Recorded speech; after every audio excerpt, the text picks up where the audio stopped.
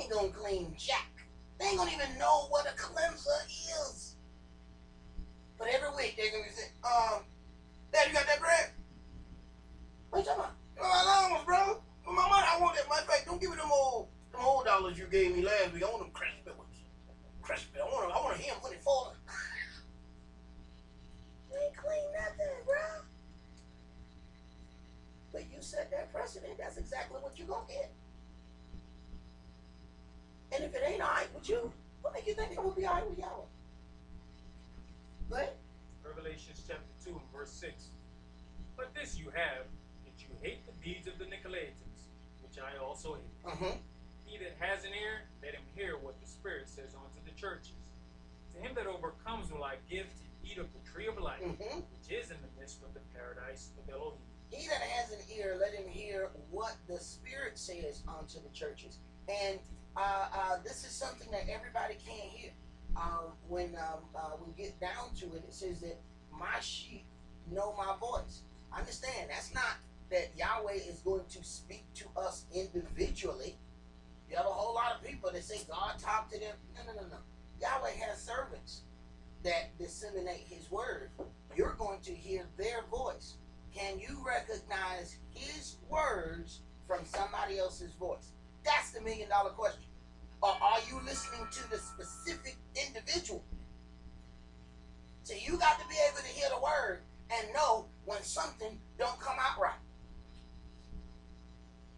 See, I had been in a place for years, and then my elder priest died, and somebody else got behind the altar. Them words that came out, that wasn't Yahweh's word. There's a whole lot of people still there. There's a whole lot of people sold all their belongings, moved to another state. When I first heard it, I was like, that ain't Yahweh right there. I don't know who that is. That Pookie Johnson talking. I don't know who the hell that is right there. That ain't Yahweh. But see, there's some people that can't figure that out. No, it's the same building. Same decoration. Same cars and parking lot. This must be Yahweh still in this place. No, he ain't. He gone. He gone. You got to be able to recognize when the Spirit left the room. You hear the difference in the speech. When Eve comes up to man and say, we shall not surely die, he was supposed to know automatically. Where did this new doctrine from? That ain't what I told you. I told you, well, Yahweh told me that if we eat from that tree, we're going to die. You saying we won't really die. Who the hell you been talking to? See, that would have cleared up the problem in the house right now. Who you been talking to? Who told you that we wasn't really going to die? See, now, the thought implanted in his head. Now, he's somewhat questioning y'all. See, then it even sounds credible because right after they eat it, they don't die. Well, man, the woman was right. Give me more of this fruit, girl. Right. So we can die together. See, now, because he has made the decision to go with him, there's nobody left to make intercession in the house. See, sometimes we want to do things together, and sometimes you might have to do it by yourself. Why? Just in case there's wrong people. Somebody left to make prayer and intercession for the house. Because if we all follow together, who the hell gonna pray for us? Right. Now we got all this mess that's got to happen. Why? Because everybody decided to follow Lucifer. Well, nobody left to make a decision for the house. Don't need but one. And sometimes you got to go to the other end of your house. Yahweh, please forget these people over there. They got pork and everything over there. They got barbecue sauce. They got barbecue sauce in the baby bottles. They in them sucking down pork. Yahweh, please. I'm praying for these people over there. But everybody can't do it. Who gonna pray for the house? Let's go to Revelation chapter 3.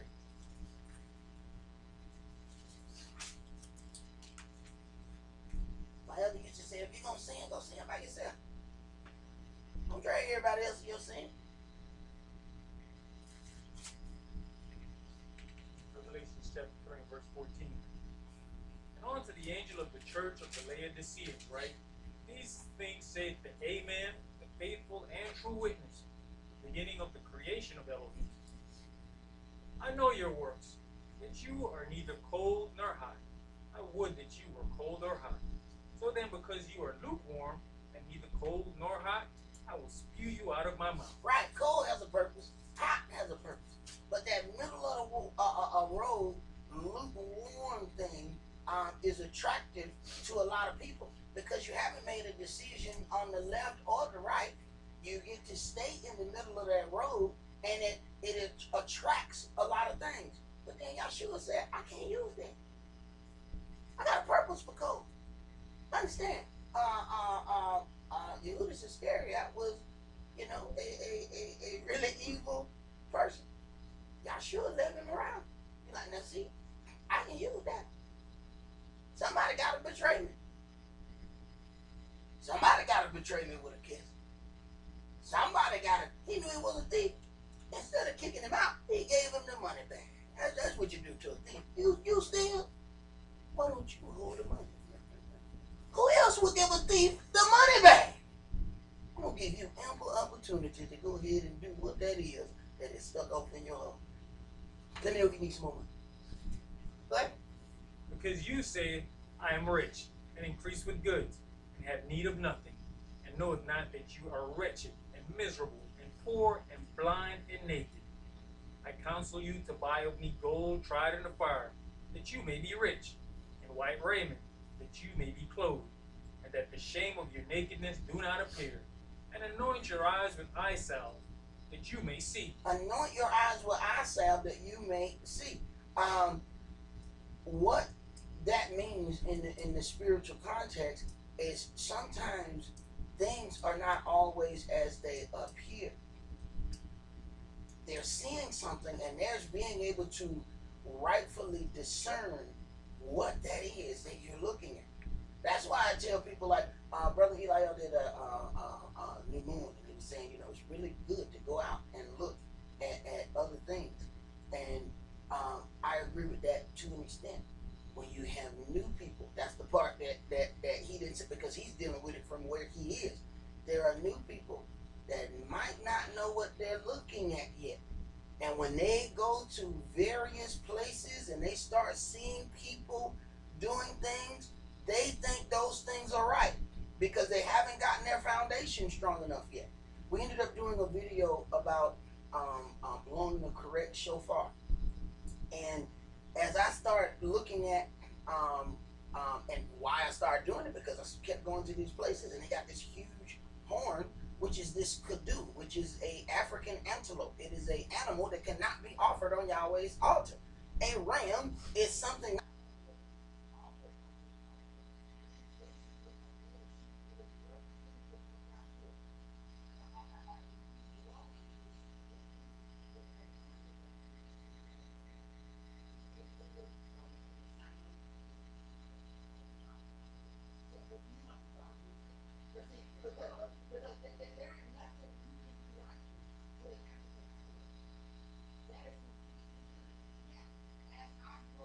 Video, and I look at the things that it pulled up beside it.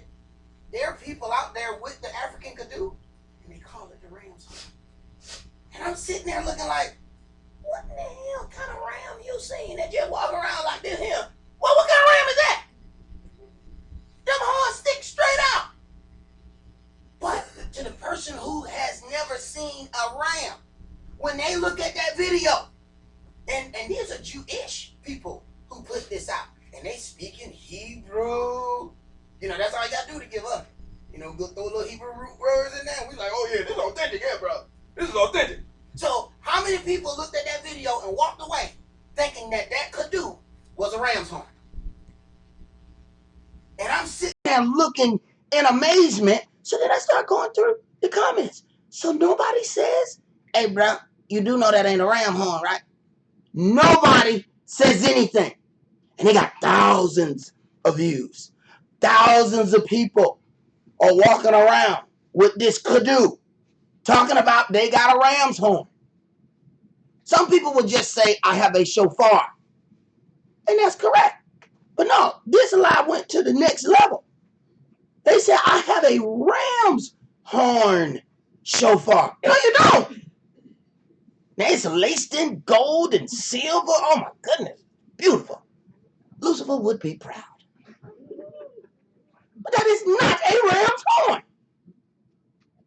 That's the thing. You have to be careful. You can watch something, but the question is, do you know what you are watching?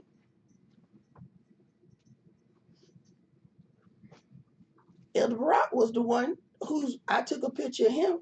He is the one that's on the cover of that video. He had one of them cadoos when he came in here.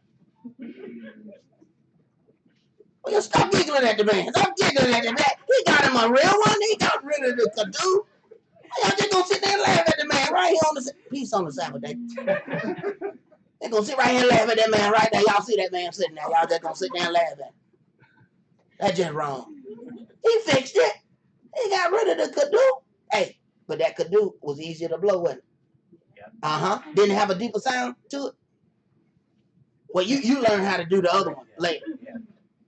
Hey man, I'm trying to tell you, wrong is always easier. Y'all ain't figured that out yet? Ain't no equation to do wrong. Don't nobody give you no test. All right, now if you gonna do evil, I'm gonna need you to pass this evil test. No, you ain't gotta take no test. All you gotta do is tell them, look, I would like to do evil. But come on in. Come on in. Yeah. If you need a little help doing evil, call me. I'll help you. Right. Hey, you ain't gotta take no test. It is always the easiest thing to do. Go ahead, brothers. You finish that. Revelation chapter 3 and verse 19. As many as I love, I rebuke and chasten. As many as I love. See, this is the part where Israel starts to run into the issues. Because Yahweh rebukes and chastens his children. He disciplines his children. He does not discipline Lucifer's children. Now, this gives us a problem. First of all, because we come from a point where being in the Christian mindset, everything that was said to us was absolutely nice and perfect, and it was rosy, it had flowers, it had perfume, everything. God is love. Then you come in this word and start getting rebuked. You say, wait a minute, hold on. I wasn't ready for all this. Right. That's what Yahweh does to children. See? When you come up and you pull up to a park and it's a bunch of kids acting like a plum fool, you don't go out there and start whooping other people's kids. You find your child. Where little June boy at? Where little June? You beat him to the white meat. You beat him all the way to the car. But you don't beat the rest of them. Them not your children. Well, Yahweh said the same thing. No. Where mine at? Find all the Hebrews and the proselytes who have converted to be Hebrews, whoop every last one of them. Well, why you ain't whoop these right here? Oh, no, those Lucifer's children. Let him discipline those. He might actually be happy about what they're doing. He didn't discipline them. So then it starts to look unfair to us. Well, why we getting fussed at? They ain't get fussed at. They're not his children. Go ahead, bro. You know, the part that we miss in the chastisement is what he first said. Because I love you is why I do this. Right. But it allows you to see who's going to cut and run versus who is going to learn from the chastisement and grow. What does it say in the book? A person who does not chastise his kid don't love that kid. Why? Because you're letting them learn erroneous things and you're saying nothing. Do you understand what that's going to do to them later? There's a whole lot of people that they don't do nothing to their kid. Then their kid get by 15, they're like, oh, I'm going to start whipping him. Boo-boo, if you ain't whipping him before you got 15, I advise you put that switch down. Because you might end up on top of your head. You should have been on with him way before now, boo-boo. Way before now. You hit that 15-year-old, he might swing back on you. Because you should have instilled that a long time ago. You can't wait to 15 and now you want to start doing something. No. He done start getting hair in strange places. He smell that funky meat. Oh, yeah. Oh, ain't nobody tell me nothing now. See, that's normally when a daddy have to whoop his sons. You know what I'm talking about? I had that day where I had to get my son, you know what I'm saying? When he was like, Oh yeah, I smell it now. I can take the cane. I said, all right, you take the job. You want to take the job. All right. Then we had to go ahead and get into some real furniture moving. So you understand who got the bed up in here? You see it right now? Undisputed. Ain't nobody taking this crown from me up in here. You know what I'm saying? Read, brother. Be zealous, therefore, and repent. Verse 20. Behold, I stand at the door and knock. If any man hear my voice and open the door, I will come into him and will sup with him, and he with me. To him that overcomes will I grant to sit with me in my throne, even as I also overcame and am sat down with my Father in his throne. Overcame. We have to overcome something. There's some work that we have to do. But if we just stay diligent, we're going to be able to do all of those things. Go ahead. He that has an ear, let him hear what the Spirit says unto the churches. All right, let's go to Mark chapter 4.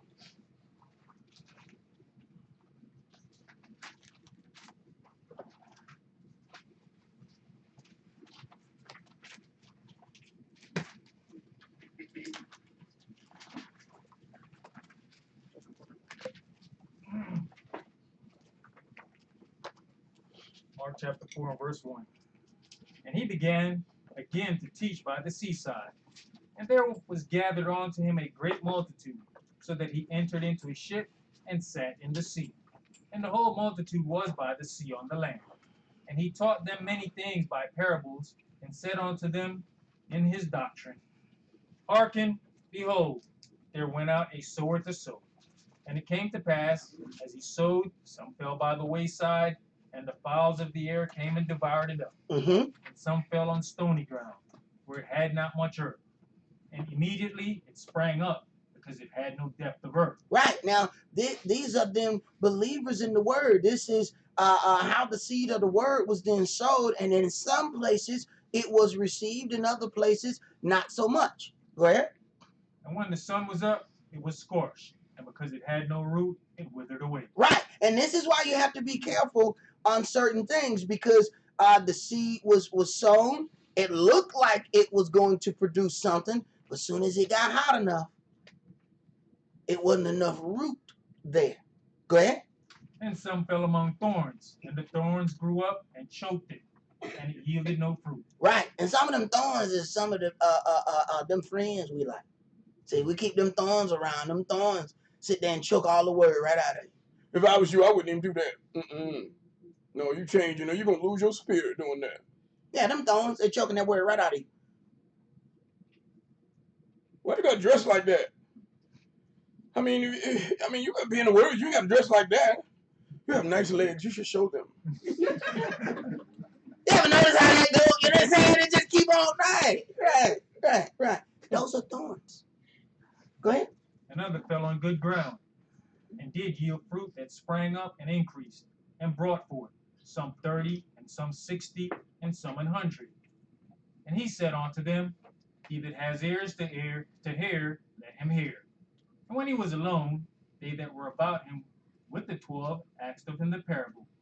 And he said unto them, Unto you it is given to know the mystery of the kingdom of Elohim, but unto them that are without, all these things are done in parables, that seeing they may see and not perceive, and hearing they may hear and not understand, lest at any time they should be converted, and their sins should be forgiven them. Right. So the biggest misconception is that Yahweh wants everybody to hear.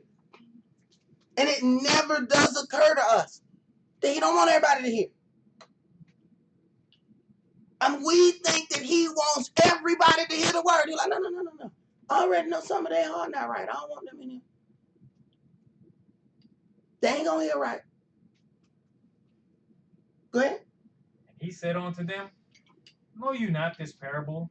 And how then will you know all parables? The sower soweth the word, and these are they by the wayside, where the word is sown. But when they have heard, Satan comes immediately and takes away the word that was sown in their heart. Right. They get the word, here come the adversary. The adversary ain't gonna come to you in a pitchfork with a tail hanging out. It might be a tight dress with a tail hanging out, but it don't come to you some kind of way to try and convince you to go against that word. That's Satan. But it ain't going to look like Satan. So if you're ready to see some winged fowl fly, who's going to be tricked by that? Come on now, honestly.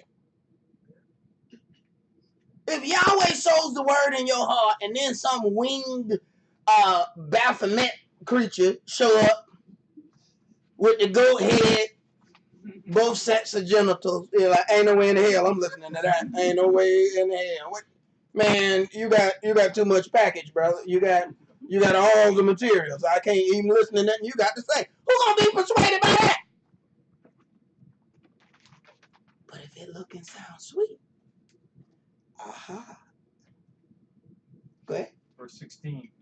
And these are they likewise which are sown on stony ground. But when they have heard the word, immediately receive it with gladness, Mm-hmm. and have no root in themselves, and so endure but for a time. Yes. They immediately receive it with gladness. They hear it. They say, this is the true and living Elohim. Go ahead. Afterward, when affliction or persecution arise for the word's sake, Affliction or persecution arises for the word's sake. Go ahead. immediately they are offended. They are offended. Why? Because we were more geared toward being praise and worshipers and not servants. See, servants do something. And servants, if the Most High needs you for a service, it's work. Work entails that you're going to have to deal with something. But if you have the thought process that everything has to go your way and has to be pleasant, you don't really know what work is. All of us, most of us, have a job. You don't walk around happy all 8 hours of that job. You know when you're happy? When they get, no. When they get that check. That's when you are, I'm talking about when you walk taller when you get that check in your hand. Then you just keep looking at it. Woo! Make a brother laugh, ain't nothing funny. Boy, you feel so good. But that's payday. But you had to work 2 weeks to get to payday.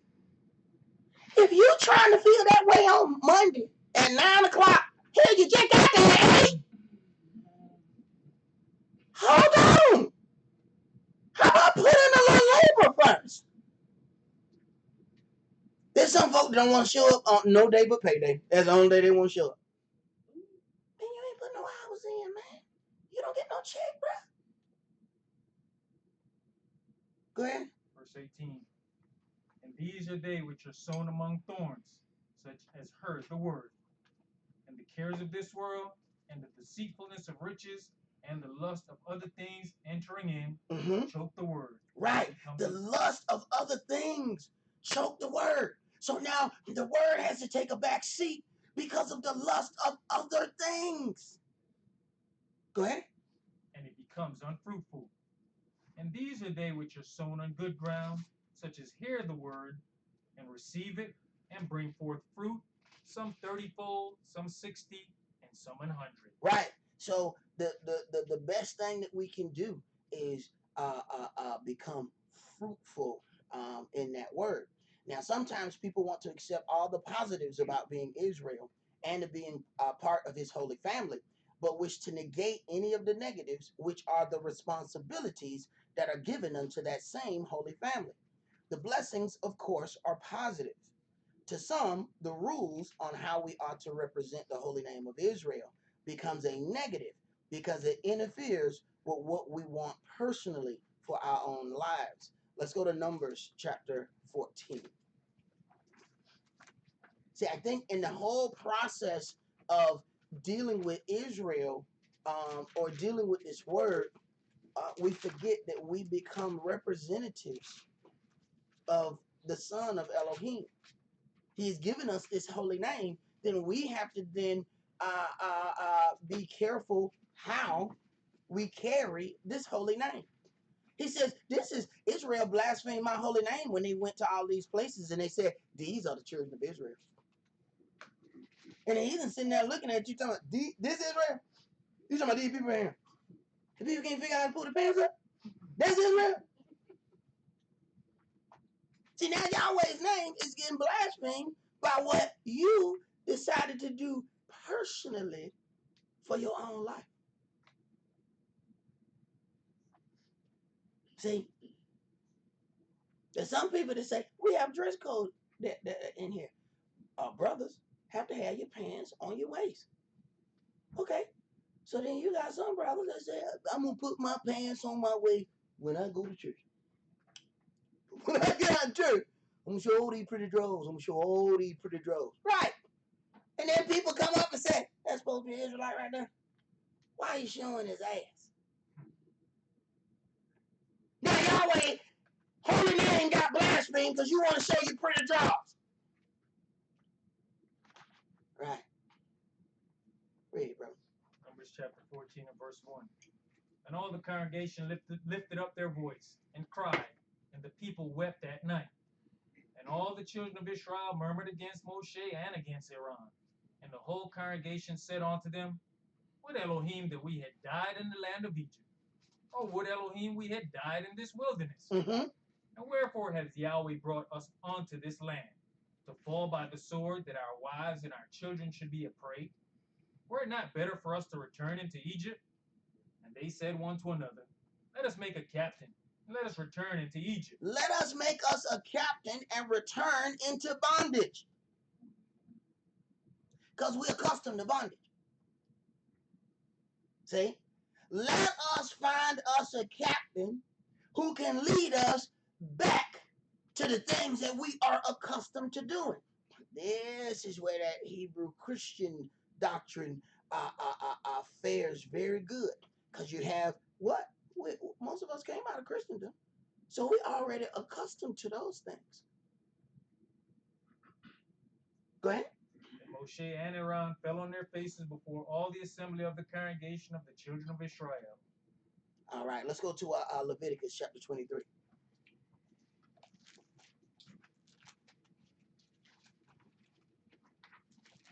Anytime we're reading about, these holy days, in the beginning, I always wondered why it was there first about the Sabbath. And then eventually, I seen that, man, he wasn't scatterbrained there. He knew exactly what he was doing. He was setting up the foundation for all of the holy days. Leviticus 23, and let's read verses 1 through 4.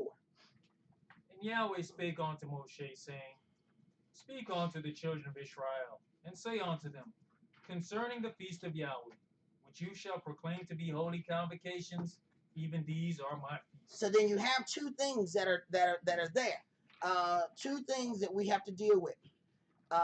Holy and convocation. So we have to examine what that is. This is what we are supposed to do on Yahweh's Sabbath. Go ahead. 6 days shall work be done, but the seventh is the Shabbat of rest and holy convocation. And every time you get into come in contact with these people that read all them fantastical books, and you can tell when people have been reading some fantastical stuff. All you gotta do is start listening to the words just coming out of their mouth. When they start talking about, well, brother, the luminaries, I know what you've been reading. I know what you illuminate yourself out of here, man. I ain't got time for that. Because the Sabbath, we got 7 days, and then the 8th day is not a day. It is a day by itself. It is a set apart day by itself. And then when the new moon comes, then that's the beginning of the... Right, bro. Right. Keep going to your job and telling them, no, the Sabbath is on Wednesday this week. Go ahead. See how long you been working. Go ahead. Yahweh said, go amongst the heathen. Work, build houses, because your captivity gonna be long. How you gonna keep a moving Sabbath? First of all, especially in somebody else's land, you gotta keep coming to these people every week and tell them you need a different day off. Come on now. How long you think they're gonna work? You gonna be employed about 2 weeks. But see, that fits the people who don't want to go nowhere anyway. That fits the people who can't be under anybody's authority. That way, I ain't got to be under no man. Right. That means you can just roam from place to place and be in your own house and do whatever that is you want to do. Right. Because you sure can't have no organized thing that you just roam all about the place. That ain't going to work. It's real simple. 6 days shall work be done. The 7th day is the Shabbat. Then all the holy days are then based off of that. 7 Sabbaths, it said was 49 days. Every time I get to one of them luminary people, they avoid that question. And what they do, they talk for about 3 pages worth of stuff, but they still don't deal with 7 Sabbaths at 49 days. My kids can add that up. 7 times 7, 49. Where all your days that ain't days? Where they at? Right. Go ahead. You shall do no work therein. It is a Shabbat of Yahweh in all your dwellings. This is Yahweh's Sabbath. Go ahead. These are the feast of Yahweh, even holy convocations, which you shall proclaim in their seasons. Okay, so then we have to deal with 2 things. Brother, read the definition for a convocation. Comes from H4744, Mikra. From something called out, that is, a public meeting, the act, the persons, or the place. Also a rehearsal, assembly, calling, convocation, reading. Right. So then we have a lot of things that are then called gatherings that kind of fits what the convocation is. Now read the part of holy. From H6944, Kodesh. A sacred place or thing, rarely abstractly sanctity, consecrated thing, dedicated thing, hallowed thing, holiness, most holy, portion, most holy day, portion, or thing, saint, sanctuary. So now this is where we come to a divider in the road, the holy part. There's an increasing number of Hebrew gatherings that have popped up over the years. When we consider what the gathering is, it fits the definition of what a convocation is. The issue comes about when we deal with the word holy. What is needed to make the convocation holy are the very rules that cramps people's style. These concessions are made, somewhat like the old Christian concept of come as you are, disregarding almost all regulations. This disregard for regulation allows the gathering to be accessible to many people, as it fits their old walk of Sunday church, thus allowing them to return to Egypt in their hearts. My elder used to call them Israelite pep rallies, where people have a good time, and since they like it, they imagine that Yahweh likes it as well. Let's go to Matthew chapter 23.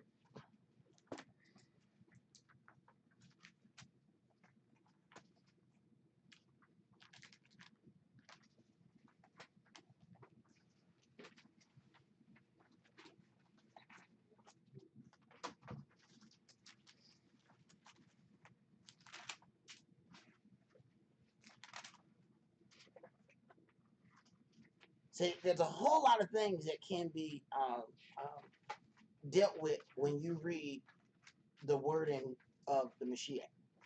He busts up so many things. There's so many people, especially coming out of Sunday church, that say, oh man, we love the law. And then you start reading his words and they be ready to fight you. I thought you told me you love him. Well, I did before you started reading all that damn red writing. I don't like that stuff down. Yeah, but boo-boo, that's him talking.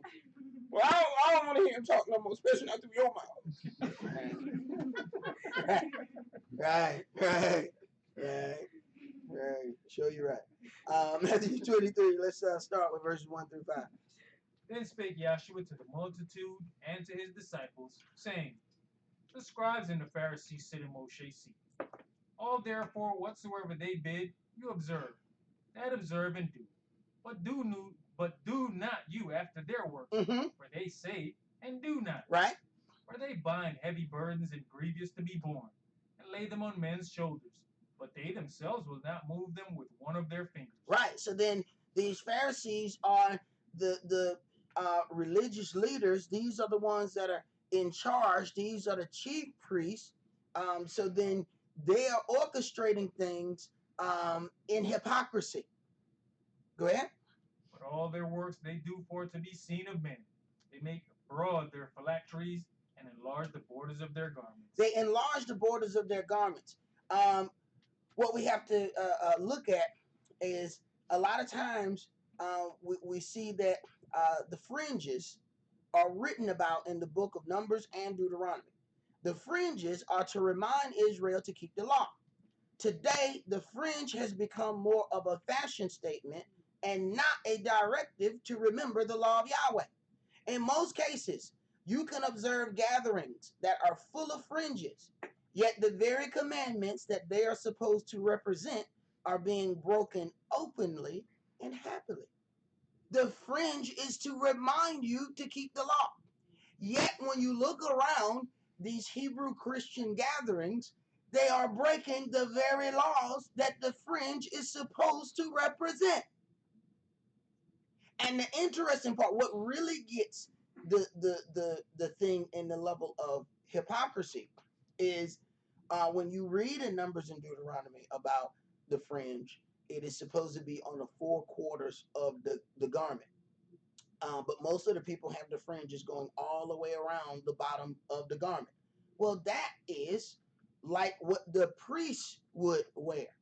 Now, you're going to find that most gatherings, they stay away from certain words like priest and things of that nature. But having things going all the way around the bottom of the hem of your garment is what a priest did. It was a pomegranate of Baal, all the way across the bottom hem.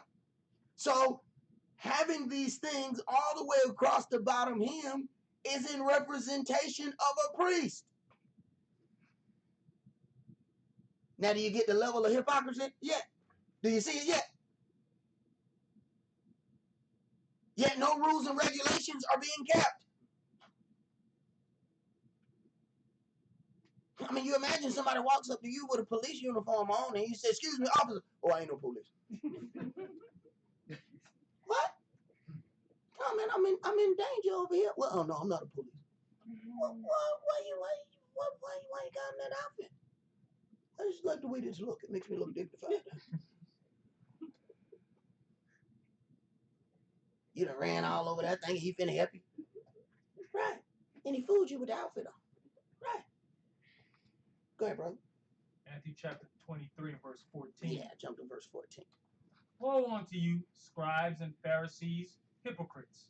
For you devour widows' houses, and for a pretense make long prayers. Mm-hmm. Therefore you shall receive the greater damnation. Right. Because those things are done for show. Long prayers, long songs. Y'all remember we used to be in a Christian church. The prayer would be so long, you would fall asleep in the middle of the prayer. You know,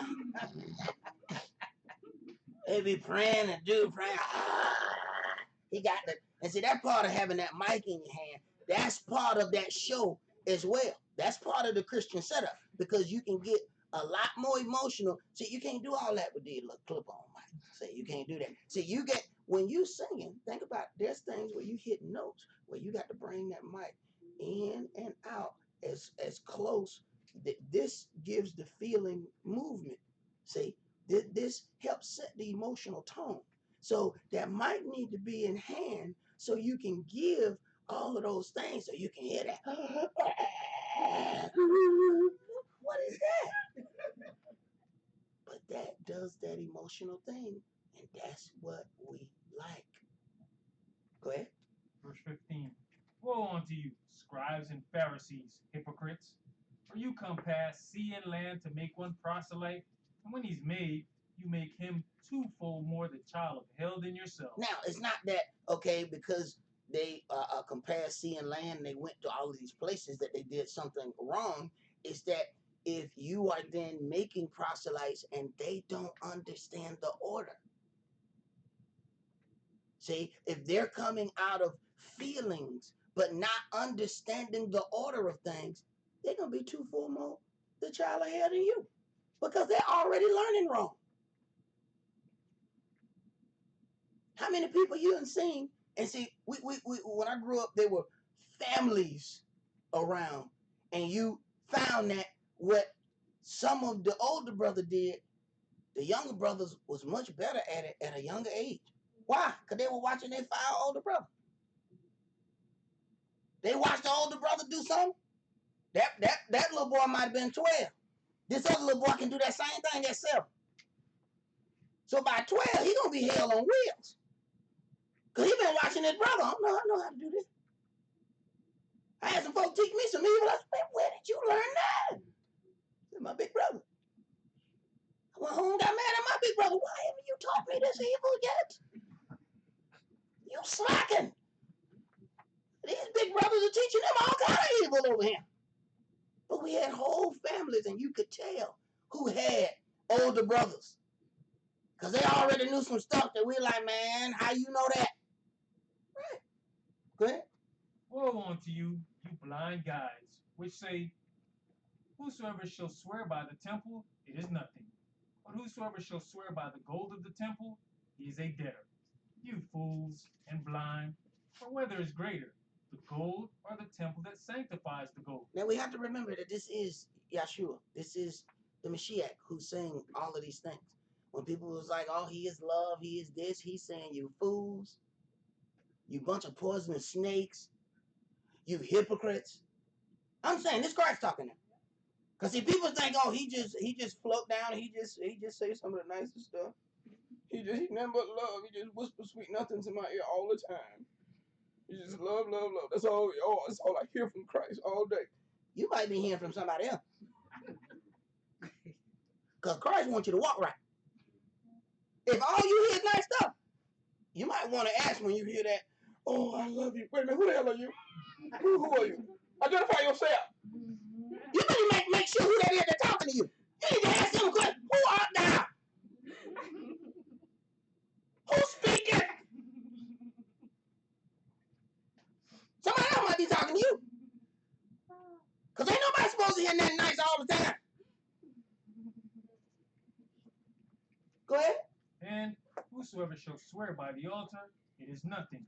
But whosoever swears by the gift that is upon it, he is guilty. You fools and blind. Mm-hmm. For whether is greater, the gift or the altar that sanctifies the gift? I mean, he going in with the fools and blind. And understand, these ain't no, little street cats he talking to. All right? These people powerful enough to have him killed. That's who he talking to. These are people with authority. And he calling them fools like it ain't nothing. Go ahead. Whoso therefore shall swear by the altar swears by it, and by all things thereon. And whoso shall swear by the temple swears by it, and by him that dwells therein. And he that shall swear by heaven swears by the throne of Elohim, and by him that sits thereon. Woe unto you, scribes and Pharisees, hypocrites, for you pay tithes of mint and anise and cumin, and have omitted the weightier matters of the law. Stop. Have omitted the weightier matters of the law. He calls them hypocrites because they deal with tithing. Now you have a whole lot of people who come in the word and they say, well, we don't have to deal with tithing no more. Is it not the law? But because you don't teach tithing every week, people think, okay, well, we ain't supposed to do that. Is it part of the law or not? See, folks don't want to deal with that. See, that's what the Hebrew Christian thing allows you to do. Deal with some of the things that you like and throw away some of the things that you don't like. He didn't call them hypocrites because they did tithe. He called them hypocrites because they dealt with tithing, but then left off other things which were greater than tithing. Go ahead. Judgment, mercy, and faith. These ought you to have done, and not to leave the other undone. Now, understand what he's saying here. Judgment. Wait a minute. Judgment, I mean, you got to deal with people about things that they do. He said, wait a minute, man, you ain't collecting money. But you ain't dealing with righteous judgment. How is it these things going on? You ain't saying nothing about it. How is it these things going on? You ain't saying nothing about it. But I see you collecting all them tithes, though. Oh, your outfit is slamming. Slamming. What's that, linen? Oh, you look good. But look here, man. What about the judgment of dealing with things in righteousness? That's what Yahshua getting into them about. But see, if you're dealing with happy feel-goodness, you can't deal with judgment. See, I heard one of them pastors say, well, don't nobody come to, you know what I'm saying, to hear no negative stuff. Right. Right. I heard a Christian tell me, if I get good service, I leave a bigger tip. In other words, go ahead and say everything I like. You can get some money, boy. Well, I better go ahead and clock in Monday, because I'm not going to play that game. Read, brother. You blind guides, which strain at a gnat and swallow a camel. Woe unto you, scribes and Pharisees, hypocrites, for you may clean the outside of the cup and of the platter, but within they are full of extortion and excess. Right. So outwardly, those things look appealing, but inside the inner core of it, something is wrong with it. Why?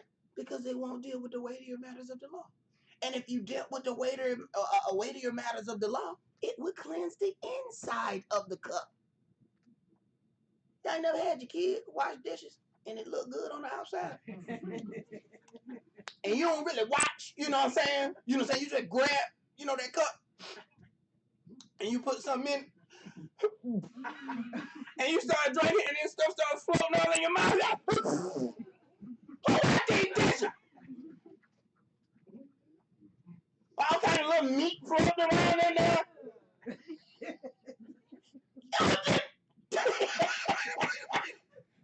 Ain't no something right. That's the inside of this. My God. But the outside of that cup look absolutely impeccable. That's how them chillin' fool you. Look, that ain't gonna know no different. He been done drunk half his coffee before he realized there's still some roast beef down in the bottom.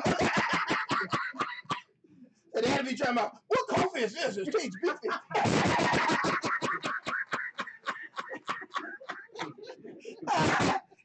Hey, you gotta watch them chillin', boy. You gotta watch them chillin'. Go ahead, bro. Verse 26. You blind Pharisee, clean first that which is within the cup and platter, that the outside of them may be clean also.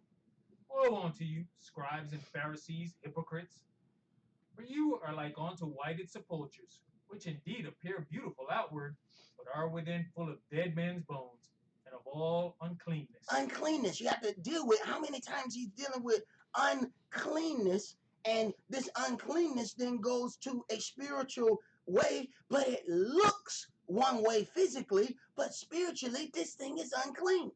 Go ahead.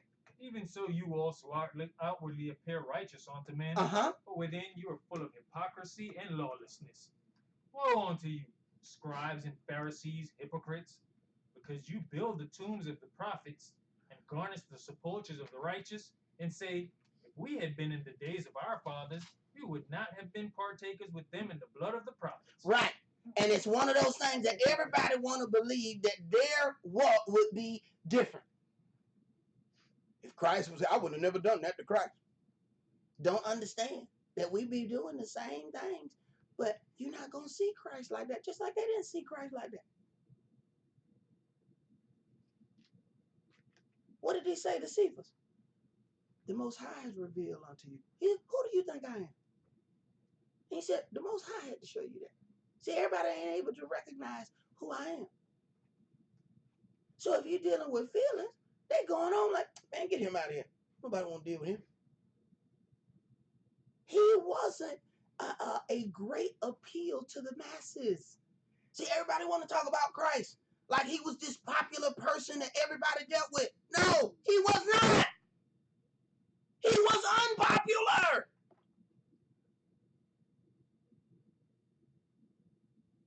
The man going in, turning over tables, telling people about judgment. They don't want to hear that. They want to hear black early for good corn. That's the only kind of prophecy they want to hear. They don't want to hear, hey man, righteous judgment going to come to you. You're going to pay for that. Oh, you start telling people about righteous judgment, they're like, no, I need you to get out of here. That's what I need you to do. But that's the person that's really showing you love. Hey, you might want to alter that. You might not want to keep doing that. That might not bode well for you. Sometimes you love somebody, you got to fight with them just to save them.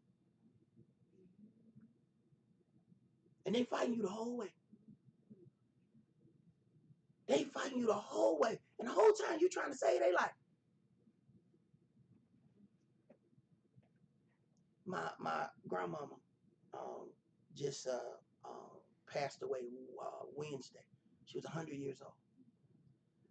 And let me tell you something. It was some times that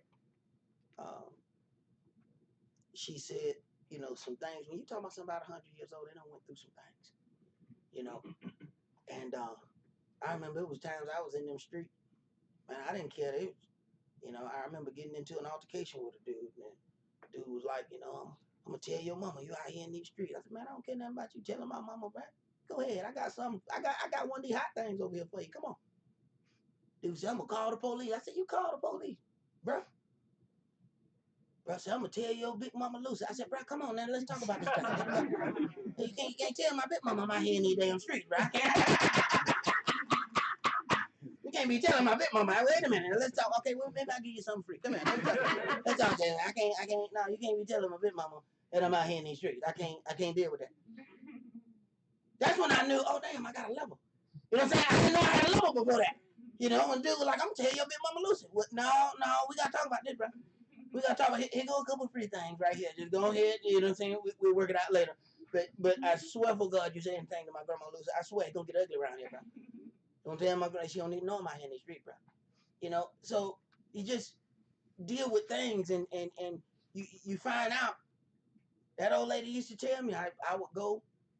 I had of course I was doing something I had no business doing. And my mama would tell me, you be having those nightmares at night. I was like, man, get out of here. Man. Everybody studying that stuff you talking about.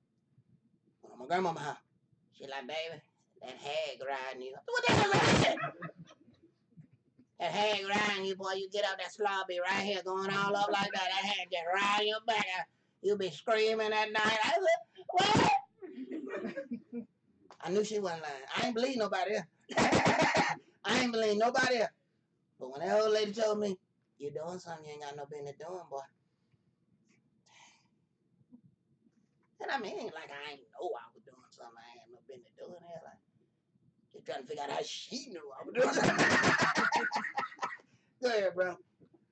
Matthew chapter 23 and verse 31. Wherefore you be witnesses unto yourselves, that you are the children of them which killed the prophets. Fill you up then the measure of your fathers. You serpents, you generation of vipers, how can you escape the damnation of hell?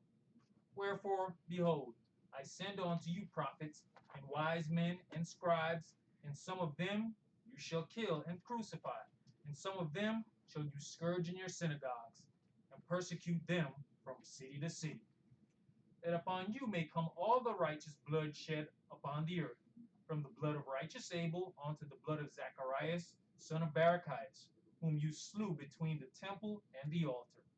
Verily I say unto you, all these things shall come upon this generation. All these things shall come upon this generation. You're going to deal with the judgment for the things that you have done. So the people who try to intervene to keep you from walking in those things, they are doing you a righteous service. But Israel didn't like that. That's why he said, you stone, you kill them that are sent to you. Because these are the people that Yahweh sent to Israel to try to stop them. Look, y'all can't keep doing this. Israel get mad, pick up a bunch of rocks. Go ahead. O Jerusalem, Jerusalem, you that killed the prophets, Mm-hmm. and stoned them which are sent unto you. How often would I have gathered your children together, even as a hen gathers her chicken under her wings? And you would not. Mm-hmm. Behold, That's as far as I want to go right there. Let's go to Isaiah chapter 58.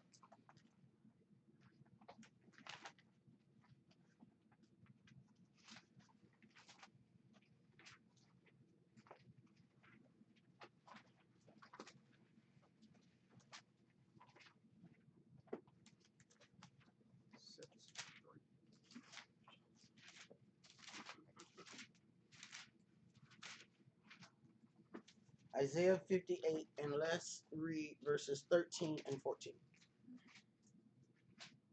if you turn away your foot from the Sabbath, from doing your pleasure on my holy day, and call the Shabbat a delight, the holy of Yahweh honorable, and shall honor him, not doing your own ways, nor finding your own pleasure, nor speaking your own words. If you turn away your foot from the Sabbath, if you put your foot on something, you stepped on it. You defiled it. Why? By doing things that you like to do. He said, well, them was my day.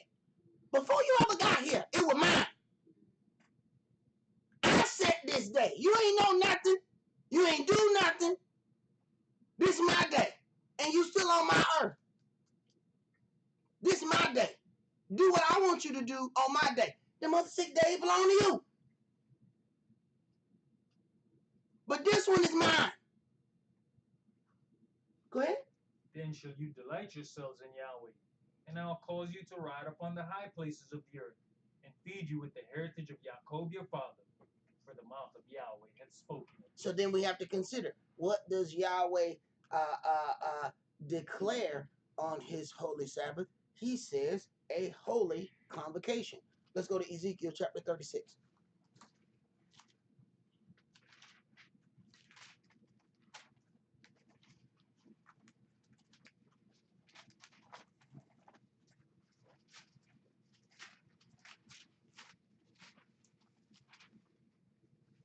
Ezekiel 36, and let's read verse 17 first.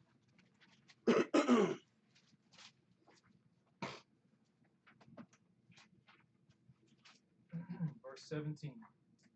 Son of man, when the house of Israel dwelt in their own land, they defiled it by their own way and by their doing. Their way was before me as the uncleanness of a removed woman. What is a removed woman? A woman that's set aside because she is going through her menstrual cycle. When you go through these gatherings, they don't have any, a lot of them don't have any regulations. So they got people sitting up there still on their menstrual cycle. Because that's going to give a lot, open it up to a lot of different people. So none of those regulations are then being kept. He said Israel's way was as a removed woman. Why? Because of all the unclean things that they had begun to do. He said, even your solemn feast is iniquity. The solemn meeting. Understand, there are people who have feasts. And there's no clean and unclean regulations in their feast. What kind of feast is that? But I tell you what, there are a lot of people there. Only thing missing is the holy part. See? Jump to verse 24. For I will take you from among the heathen, and gather you out of all countries, and will bring you into your own land. Then will I sprinkle clean water upon you, and you shall be clean. I'm going to cleanse you from all them unclean things that you have done in those lands where I have scattered you. See, we don't know even the money that come out of our check. We done bought all kind of bombs. We done bought all kind of foul things. We think our hands clean. People talking about, I own a house. I have a house. Home ownership. It's a proud thing. Yeah. That land was stolen for Indians. If people got killed for you to be able to build that house on that land. We walk around with pride. Yeah, that's stolen property. I'm guilty too. I got a house on a bunch of stolen land. They stole this land from people. Killed them people and took everything. So we got one thing, the sins that we know we've committed. Then we got things that we don't even know nothing about. All the unclean stuff they putting in the food. Somebody just sent that email the other day about the Roundup. They putting the Roundup will give people cancer. They put Roundup in granola snacks. Man, these people are wicked. This place is killing us. We end up having problems because we are further away from the sun than we're supposed to be. So we're not even getting the vitamin D that we're supposed to get. So then we end up getting cancer, whereas the sun is supposed to be feeding us with things. Other people get cancer because they in the sun too much. We start getting cancer because we ain't in the sun enough. Your melanin blocks it because you're supposed to be in it more. But then we got kids don't even come outside.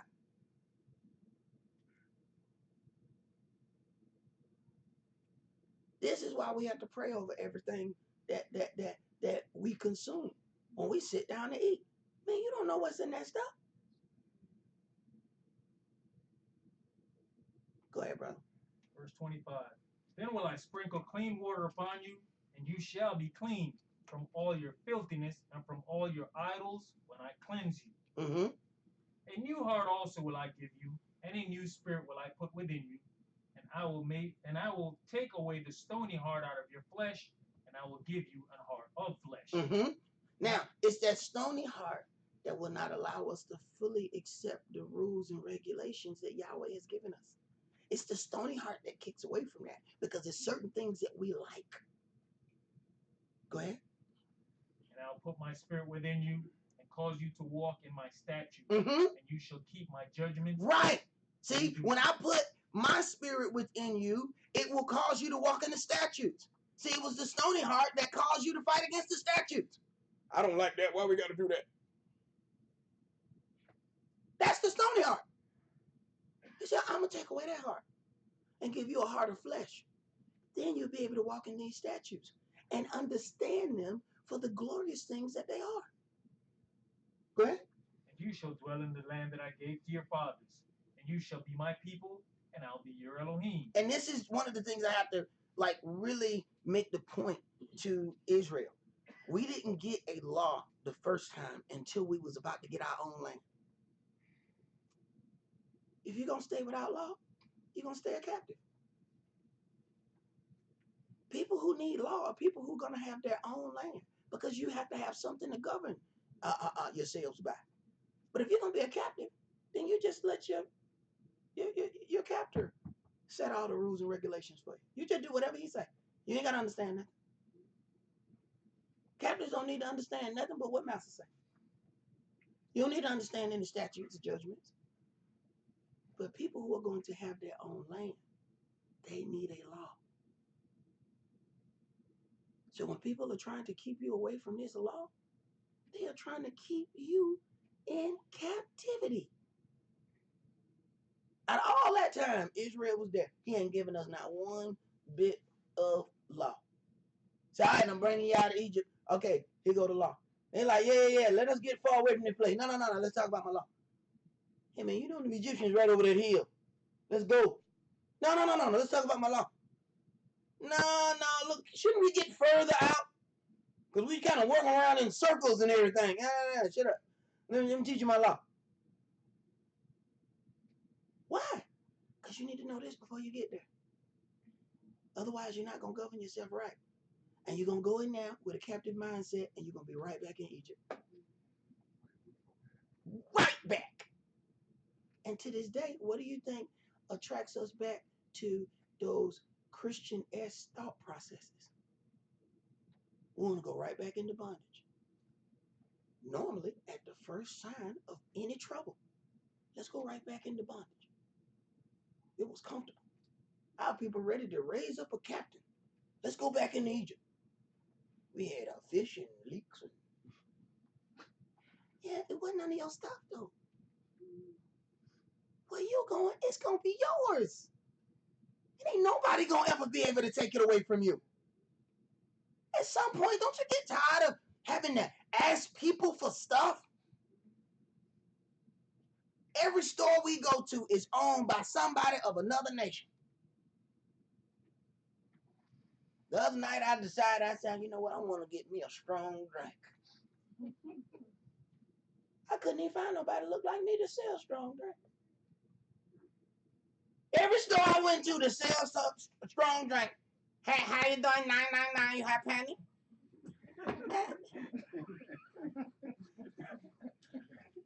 So don't no brother sell strong drink? I just had to give up. All right, man. Yeah, I got penny. Yeah. Let me go ahead and get that. I ain't never gonna get no strong drink if I keep trying to look for a brother to buy strong drink from. But we rich though. We got all this money. We got all these cars. We got all these things. But everything we go to buy, we got to buy it from some other nation. They own every corner. We own nothing except the things for show. The nicest cars, the nicest houses.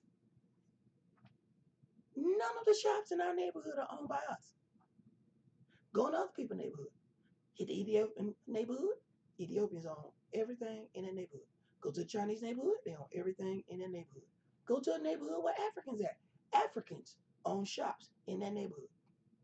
You go to the places where we live, we have nothing but the houses in those neighborhoods. We don't own anything else. But we got $100,000 cars in the driveway. Go ahead, brother. Ezekiel chapter 36 and verse 29. I will also save you from all your uncleanness, and I'll call for the corn and will increase it, and lay no famine upon you. And I'll multiply the fruit of the tree and the increase of the field, that you shall receive no more reproach of famine among the heathen. Then shall you remember your own evil ways and your doings that were not good, and shall loathe yourselves in your own sight for your lawlessness and for your abominations. Not for your sakes do I this, saith the Adonai Elohim. Be it known unto you. Be ashamed and confounded for your own ways, O house of Israel. Thus said the Adonai, in the day that I shall have cleansed you from all your lawlessness, I will also cause you to dwell in the cities, and the waste shall be built. And the desolate land shall be tilled, whereas it lay desolate in the sight of all that pass by. And they shall say, this land that was desolate is become like the Garden of Eden. And the waste and desolate and ruined cities are become fenced and are inhabited. Right. So when people say, you know, hey, we're going to go visit the Holy Land, that ain't what it's going to look like when we get there. You ain't going to be able to recognize it when we get there. See, the folks who done said, you know, hey, man, we done been to Israel 3-4 times. When the rest of us get there, you be like, you know what, I don't remember this looking like this. Yeah, I know, because the heathen was still in control of it when you was in. Right. Go ahead. And the heathen that are left round about you shall know that I, Yahweh, built the ruined places and plant that was desolate. Right. So, because they were there and they had all this money, but they still could never get it to look like that. And see, that's going to be something to the heathen. It's like, man, you know how many people we done killed to do all this stuff? How does stuff just change when they get here? Because it's theirs. Go ahead. I, Yahweh, have spoken it, and I will do it. Thus said the Adonai Yahweh. I will yet for this be inquired of by the house of Israel, to do it for them. I will increase them with men like a flock, as the holy flock, as the flock of Jerusalem in her solemn feast. So shall the waste cities be filled with the flocks of men, and they shall know that I am Yahweh. Right. As the holy flock, as the flock of Jerusalem in her solemn feast. Okay, let's go to Amos chapter 5.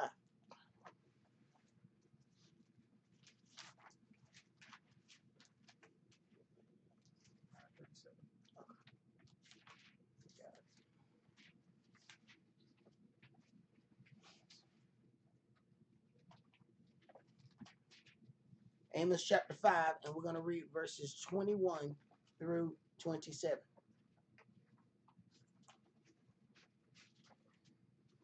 Verse 21. I despise your feast days, and I will not smell in your solemn assemblies. I despise your feast days. See, there are a lot of gatherings that believe that they are having feast days, and Yahweh like, where the regulations at? What are things that you're supposed to be doing? I hate those feast days. Go ahead. Though you offer me burnt offerings and your meat offerings, I will not accept them. Neither will I regard the peace offerings of your fat beasts. Take you away from me the noise of your songs, for I will not hear the melody of your viols. All right. And hey, we'll sing for 20 minutes. I said, I don't want to hear that.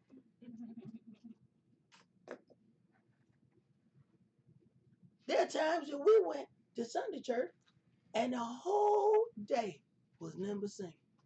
Every time they picked up something, they claimed they caught the Holy Ghost and put the book back down. Okay, we're gonna do anything? We're gonna read anything? No, we just gonna praise and worship all day long. Go ahead. But let judgment run down as waters, and righteousness as a mighty stream. Have you offered unto me sacrifices and offerings in the wilderness 40 years, O house of Israel?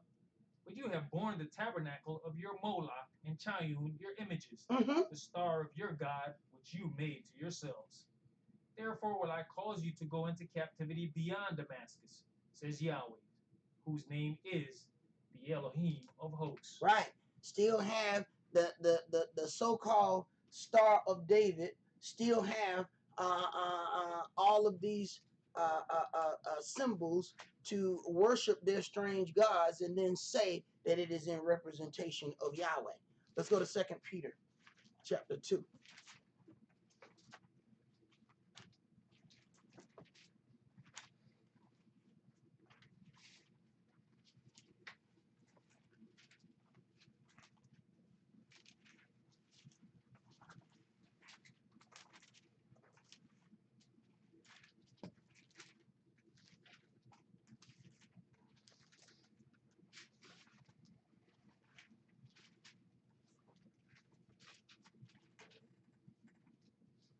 Second Peter chapter 2, and let's start with verses 1 through 3. But there were false prophets also among the people, even as there shall be false teachers among you, who privily shall bring in damnable heresies, even denying the Adonai that bought them, and bring upon themselves swift destruction. You have a lot of places that will give themselves Hebrew names, but still call the Messiah Jesus, because it's going to attract a lot of people. See, my elder was a co-founder of one of the biggest Hebrew Christian organizations, and that's where they split, because the one leader knew that, hey, wait a minute, this name Jesus gonna bring some money. He said, man, but this ain't the right name. They got tired of fighting over it. My elder said, go ahead and buy me out. That organization now got churches all over the country, and that guy is rich, but spend it well. Spend it well. Need to get you a spaceship, that thing, the wheels don't even touch the ground. It just lift up and just go like Jetson, Jack. Go ahead. Because when judgment comes, none of that is going to matter. And he said, I'm not going to be a part of a Hebrew Christian organization. That's not what we doing. So what he helped build, he had to walk away from to keep from fighting and to keep from pushing this Hebrew Christianism. And he said, a Hebrew Christian is a strange thing altogether. It's like a cat dog. It is merged two doctrines, but it has the certain things that appeal to us because, hey, we all came out of Christendom. So if you can lessen the regulations, you can get more people into your gathering. If you just call it a gathering and not holy convocation, then you can release the regulations that are supposed to be there for a holy convocation. And a holy convocation belongs to Yahweh. That's his day. So quite frankly, it ain't nothing you can actually invite me to on the Sabbath. There ain't nothing you can tell me. Look, bro, and I've had people do it over the years. They had some stuff going on. They said, it's going to happen at 6 o'clock. I said, bro, sun ain't down at 6 o'clock, bro. The Hebrews. Bro, how we going to have something at 6 o'clock, bro? Come on, man. What time sun go down? You know, no. Sun does go down at 6 o'clock during some parts of the year. See? Sundown. No, that is legal, depending on what time of year it is. Problem was, it was summertime. That's the problem. That's the problem, you know? So you got a whole bunch of, you know what I'm saying? Yeah. So you got a whole bunch of Hebrews, you know. Bruh, the sun ain't went down yet. Y'all out here buying stuff. Y'all out here having a good time. It's still Yahweh Sabbath. Right. Convocation and then holy convocation. 2 words. Holy convocation. If you take out holy, it's just a gathering. Go ahead, brother. Verse 2. And many shall follow their pernicious ways, Mm-hmm. by reason of whom the way of truth shall be evil spoken of. And through covetousness shall they with feigned words make merchandise of you. Make merchandise. Normally, every time we get off into some mess, we pay premium dollar for that mess. Go ahead. Whose judgment now of a long time lingereth not, and their damnation slumbereth not. Jump to verse 9. The Adonai knows how to deliver the godly out of temptations, and to reserve the unjust unto the day of judgment to be punished.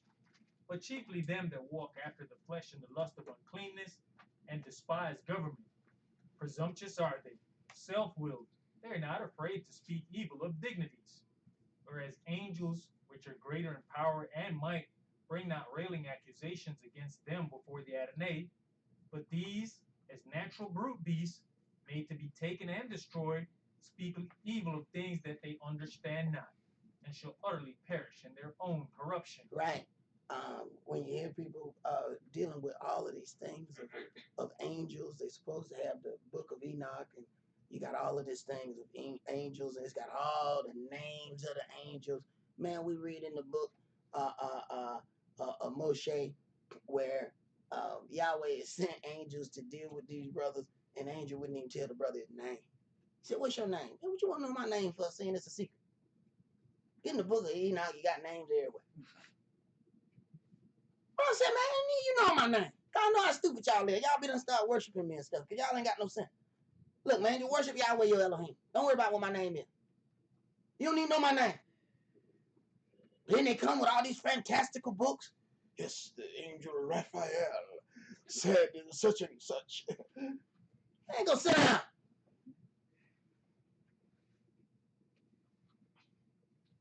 There's a reason why Yahweh kept us from certain things. When that serpent, when our people were getting bit by them snakes, they made the brazen serpent so the people would get healed. They end up start worshiping the thing. That's us. We getting healed by the serpent. So then, now, we worshiping the brazen serpent. Hello, great slitherer. I thanketh thee for all the slithering that thou hast slithered upon me. Man, go sit down somewhere. Yahweh do certain things to protect Israel. And we don't even get it. Go ahead. That brazen serpent he's survived the test of time because he's still around. Yeah, he sure is. It's amazing how evil has that ability, ain't it? Go ahead. Verse 13. And shall receive the reward of unrighteousness, as they that count it pleasure to ride in the daytime. Spots they are and blemishes, sporting themselves with their own deceivings while they feast with you. Sporting themselves with their own deceivings while they feast with you. Calling these things holy convocations, calling them feasts, ignoring every regulation that's supposed to be there. You have places that charge big money to for their feast days. I'm talking hundreds per person. And ain't nothing holy about it. And people pay big dollar to go sin. You can sin for free, you know that. You really don't have to pay to sin. You can go sin by yourself. You ain't got to pay all that money to go sin.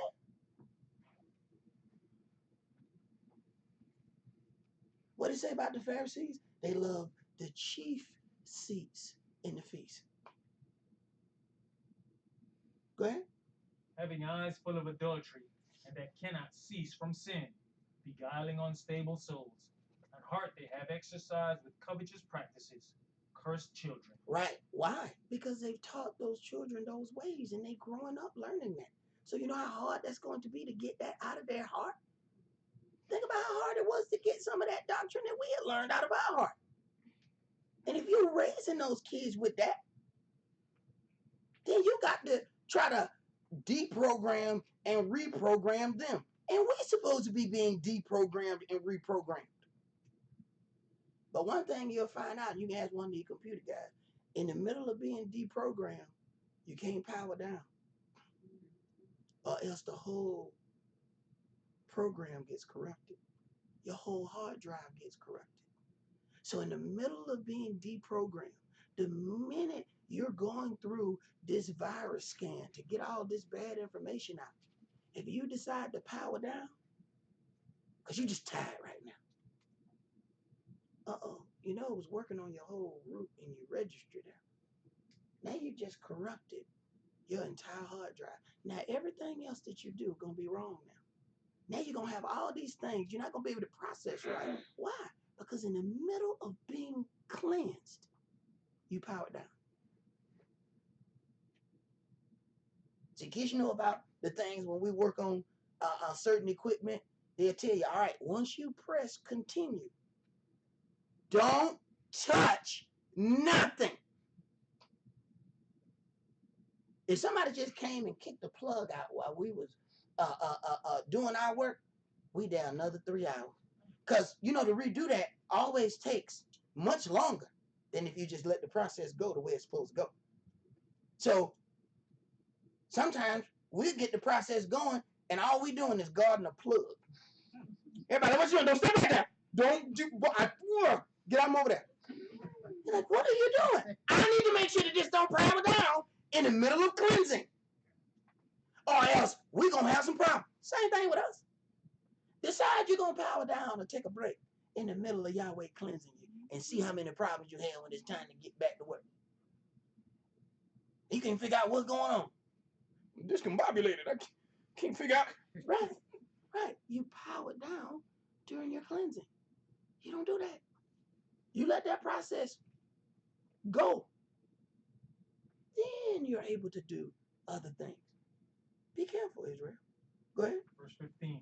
Which have forsaken the right way, and are gone astray, following the way of Balaam the son of Besor, who loved the wages of unrighteousness, but was rebuked for his lawlessness. The dumbass speaking with man's voice forbade the madness of the prophet. Right. The dumbass. Look at that. Yahweh, hey, people say, I can't believe he said earlier when he said ass. Yeah, Yahweh did too. You dumbass. Right. Go ahead. These are wells without water, clouds that are carried with a tempest, to whom the mist of darkness is reserved forever. For when they speak great swelling words of vanity, they allure through the lust of the flesh, through much wantonness. Those that were clean escape from them who live in error. While they promise them liberty, they themselves are the servants of corruption. For of whom a man is overcome, of the same is he brought in bondage. For if after they have escaped the pollutions of the world through the knowledge of the Adonai and Savior Yahshua the Mashiach, they are again entangled therein and overcome. The latter end is worse with them than the beginning. Right. What I say? The latter end is worse than it was. You'd have been better not even knowing the truth than to know the truth and then fall off. Go ahead. For it had been better for them not to have known the way of righteousness than, after they have known it, to turn from the holy commandment delivered unto them. Right. But if you constantly have people in your ear saying, you don't really have to abide by that. You don't really have to do that. Then now they don't really think they're turning from a commandment. They think they're finding a better way. Lucifer slipped like that. Go ahead. But it has happened unto them according to the true proverb. The dog is turned to his own vomit again, and the sow that was washed to her wallowing in the mire. A sow is a pig. Okay? A pig that was washed returned to her wallowing in the mire. You know the only way that the pig can cool itself is to get in the mud, right? When people say you sweat like a pig, pig don't sweat. Pig don't have sweat glands. The only way the pig can cool itself off is to get in mud. What he's saying is, you ain't never going to be clean. If your mindset ain't right, no matter how many times he clean you, you going to find a muddy hole and jump in it. Because that's how you feel comfortable. You can't clean no pig. There's a reason why they call it the pig pen. And they make sure it's got water and mud all in it. That's where he happy. You give a pig green grass, he is unhappy. What is this pretty place here? I'm supposed to cool off. Cool off in this pretty place. I need something nasty and disgusting. Throw my food right where I poop. I need that. Right. That's where he happy at. Let's go to Haggai chapter 2.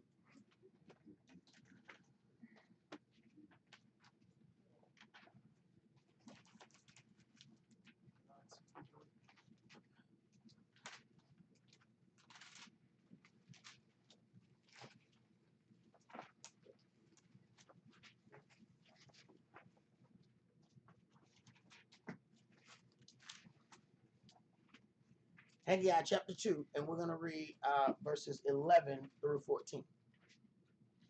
Thus said Yahweh of hosts, ask now the prophets concerning the law, saying, if one bear holy flesh in the skirt of his garment, and with his skirt do touch bread, or pottage, or wine, or oil, or any meat, shall it be holy? Shall it be holy?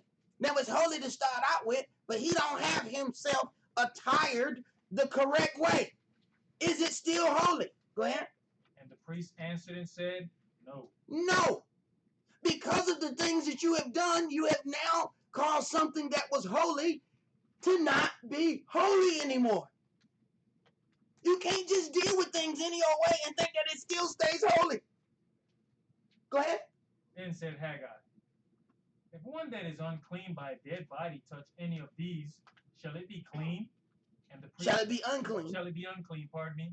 And the priest answered and said, it shall be unclean. Right. He's going through the things. All right. If they deal with this the wrong way, will it still be accepted? There was a point where Moshe was mad at Aaron, one of the priests. And he said, man, why didn't y'all eat these sacrifices? Why didn't y'all do what y'all were supposed to do? He said, man, one of us, we was unclean by some things that we had done.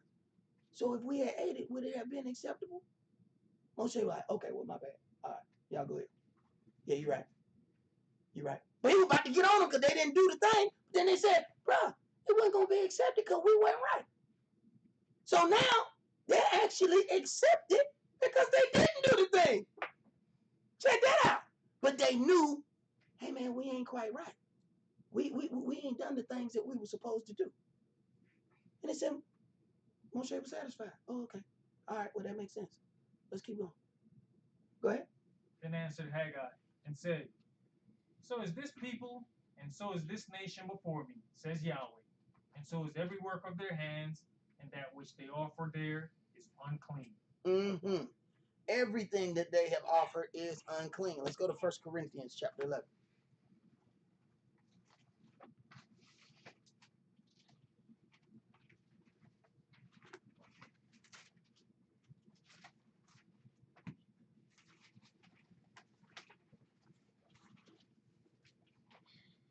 First Corinthians chapter 11, and let's read. I tell you what. Yeah, let's read verse 6. For if the woman be not covered, let her also be shorn.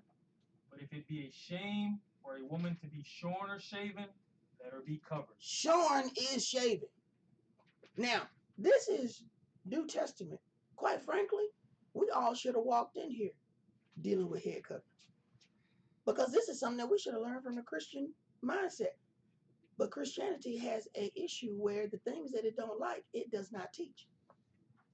Now, there was a group who was always covered in the Christian church, and that was the mother's board. They were never allowed out on the floor without their head covered. Because they were fancy hats, we didn't really deal with them as being head coverings. But that's exactly what they were. If one of those women left their hat, they couldn't sit out in those first couple rows. They couldn't sit with the rest of the mothers board. That is something that they had to do. So quite frankly, we should have already walked in with this. But Christianity didn't teach us that. See, Christianity didn't deal with that. And we must remember what was in 2 Peter chapter 2 and verse 9, that Israel is a royal priesthood. It was written from the beginning and reiterated later that Israel was set to be a nation and kingdom of priests. Some avoid the term priest, believing that it releases them of certain regulations and duties. We must remember that it is written that the priesthood was changed, not done away with. We must also remember that Yahshua is our high priest, and a high priest must have under priests to work under and for him. High priests and under priests wear head coverings. Their head coverings show that they are under the authority of the Most High. So then when we have to consider the fight against head coverings, it's authority that people don't want to be under. See, a woman is under the authority of her husband. That husband, especially being Israel, is under the authority of Yahweh. Do we fight being under authority? Then when you consider and look at these gatherings, you have these enormous amounts of people with no covering whatsoever. No regulation. Makes it very popular for people. So it is just a convocation. It is not then holy. Then I also see a lot of times where there's these loose coverings, where the people just have something thrown over the head. It says the hair is the glory, is a woman's glory that belongs to her husband. So when you have these people that just have something thrown over their head, but you can still see the hair, how is that a covering? It's like the fig leaf was an inadequate covering. You can't say you covering your hair or you even covering your behind. If you got 18 inches of bouteille, you can't get 2 inches of fabric and cover that. I'm sorry. I'm sorry, boo-boo, but that don't work. So you need about 16 more inches of fabric if you're going to cover that. Well, same thing with a head cover. But see, we watch them ish, where they have a covering that sits right down on the cup of their head. Matter of fact, you look at them straight and you don't even see a covering, right? The dude got to bend down and you get like, oh, damn, where'd that come from? I didn't even know that was there. I just said, you know what I'm saying? Where the covering come from? You didn't even know the thing was there. Sometimes you be trying to figure out, how in the hell does it stay there? That thing is just sitting. It's like it's hovering. You know, it just hover over the dude. How do you get that thing to just sit on the cup of your head like that? But you can look at him dead on in his face and never see that he has any covering on whatsoever. He got to move to the side or bend down. Wow. Then you got that strange phenomena that goes on in Israel, and we learn this from the Ish, where they cover their hair with hair. So then the sisters put on wigs and said, I'm covered. What? So you cover your hair with hair?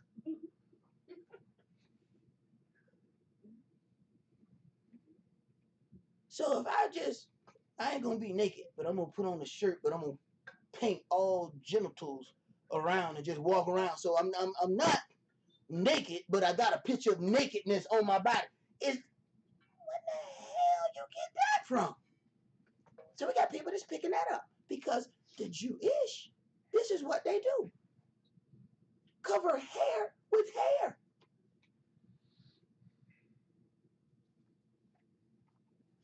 And because we are influenced by a lot of those things, and a lot of those things are Hebrew Christian organizations. We have people that went to those organizations and they had holy days, they had all of these things, and there wasn't not one regulation there. And they had to pay to go. Go ahead, bro. Let's go to Deuteronomy chapter 22. We're almost done.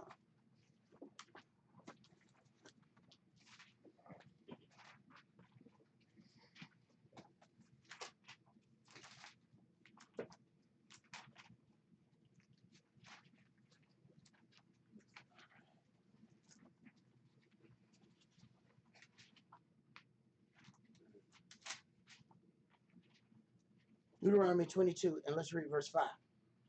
The woman shall not wear that which pertains unto a man, neither shall a man put on a woman's garment. For all that do so are abomination unto Yahweh, your Elohim. Now, I have to remind people that the fringe is supposed to remind you to keep the law. So we then consider all of the people who walk around with fringes, and then we consider what it is they do. So you got fringe on, and then walk around with pants on as a woman. Huh? We got brothers orchestrating events with fringes, but you got people walking around with pants, no head covering, on their cycle, doing everything, and they're orchestrating the event, wearing fringes that is supposed to be indicative of following the law, but not one regulation whatsoever is dealt with. Now you understand why Yahshua called up Pharisees. He said, man, y'all a bunch of hypocrites. You enlarge the borders of your garment. What's on the borders of your garment? That's where the fringe go. Who were they? The priests, the high-level priests. So you do all these things for show, but you have omitted the weightier matters of the law. How is it you ain't dealing with none of this stuff? But you look good. You look damn nice. But what about these other things? You ain't gonna deal with none of that? You cool with all this going on. See, that's something that we have to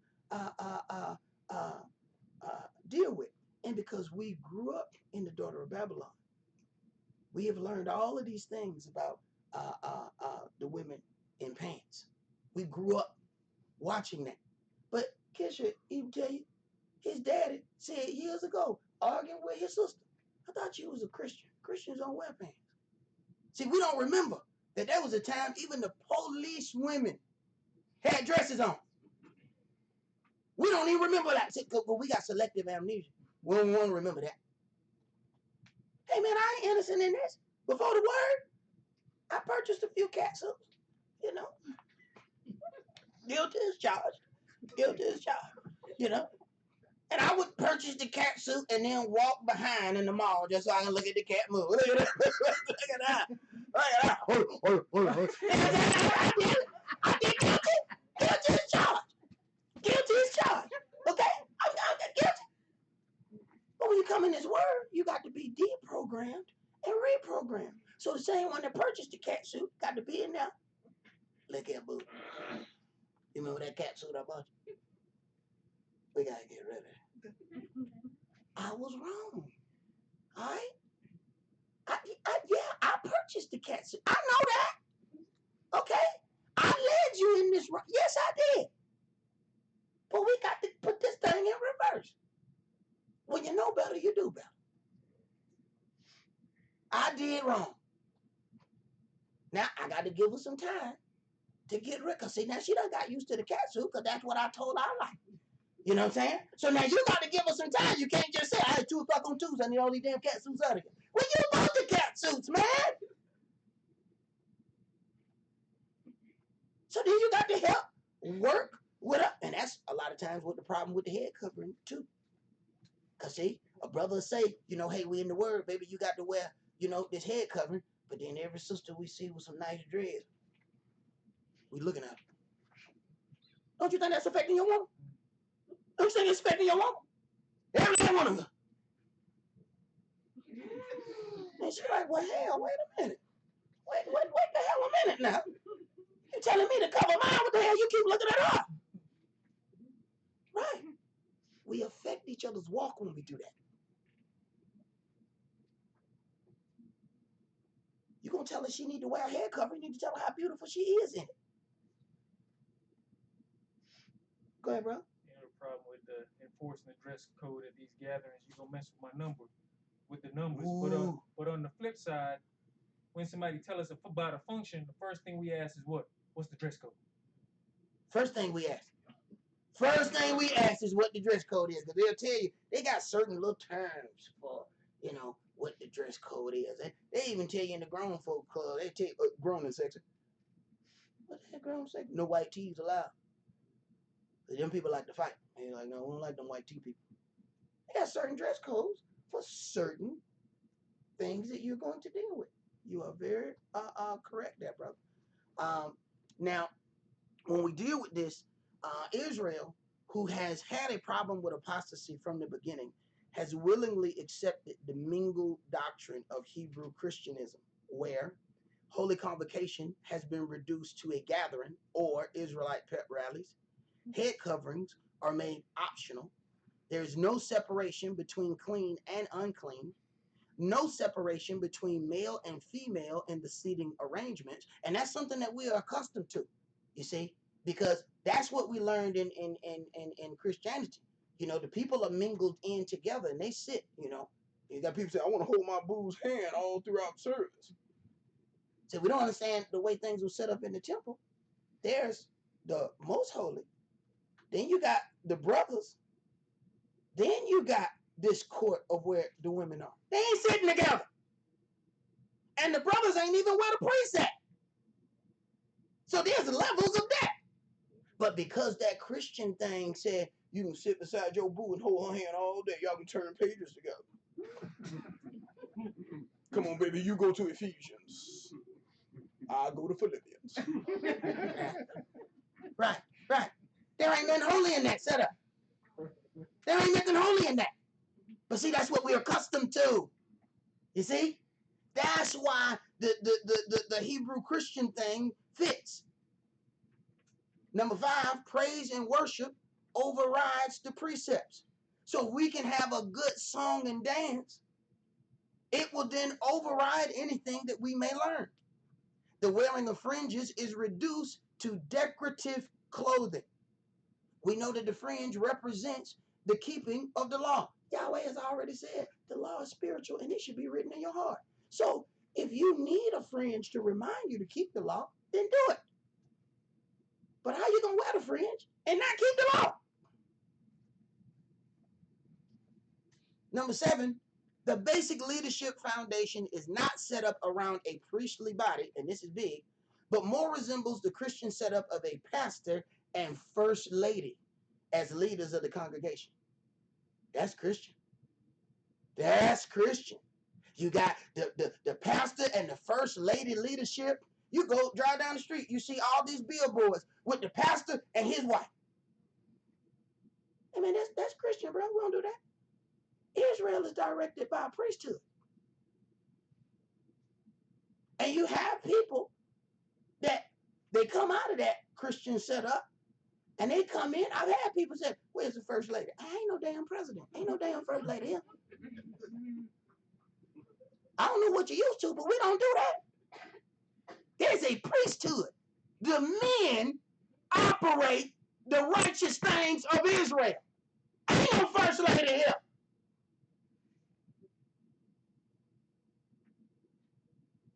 Holy Day participation is offered at a premium cost, even though there's nothing holy in the gathering.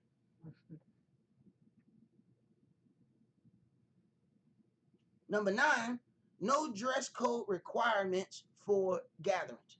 We get in this book, it tells us exactly how the priests are supposed to be attired. It tells us exactly how the under priests are supposed to be attired. It shows us that the men are supposed to have their loins covered. We can read in this book, Old Testament and New, about head coverings. You go into gatherings and none of that. And we've had people who studied with us who went off to start their own gathering. And it was exactly this way. We watched it happen. And number 10, many still refer to Christ as Jesus, even though they give themselves Hebrew names. You can't get no deeper than that right there. Let's go to Romans chapter 2 and let us hear the conclusion of this matter.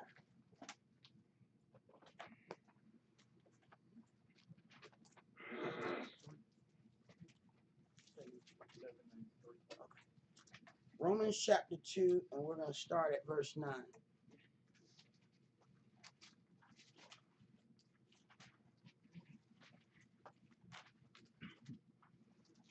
Verse 9.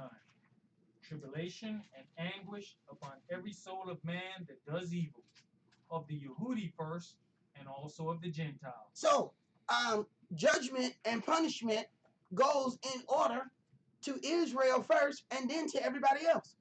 But it was you that were given all the righteous oracles. It was you that were given the lively oracles of Elohim. So you're going to be dealt with before anybody else. Go ahead. But glory, honor, and peace to every man that works good, to the Yehudi first, and also to the Gentile. But on the flip side, all of the glory and honor and all of that comes to you first as well. So you can't take the good and leave the bad. You can't just say, I'm going to accept these things because this is the good stuff. But then we're going to leave off the other stuff. No. See, we can go in the Old Testament or we can go in the New. And the same principles is there. You're going to deal with the whole thing. That there are parts where it says the goodness and severity of Elohim. What people want to deal with is just the goodness. You can't just deal with the goodness. If you meet somebody and they happy all the time, something wrong with them people. And if you meet somebody who's sad all the time, something wrong with them people. It's not normal for one person or any entity to be always anything. You ain't always happy and you shouldn't always be sad. Go ahead. For there is no respect of persons with Elohim. For as many as have sinned without law shall also perish without law. Mm-hmm. And as many as have sinned in the law shall be judged by the law. For not the hearers of the law are just before Elohim, but the doers of the law shall be justified. Right. And somebody need to tell all of these fringe wearers what the fringe means. It is not a fashion statement. Go ahead. For when the Gentiles, which have not the law, And let me make sure, I get this point across. I am not against fringes. I wear fringes. I have them so they are movable, so I can put them on whatever outfit that I have on. But I know what the fringe means. I'm not wearing it because I say, you know what, I'm going to look damn good in this fringe. Matter of fact, I'm just going to move, so it just move with me. You know what I'm saying? They spinning, baby, they spinning. Look at that. That's not what I wear. I know what they're for. Go ahead.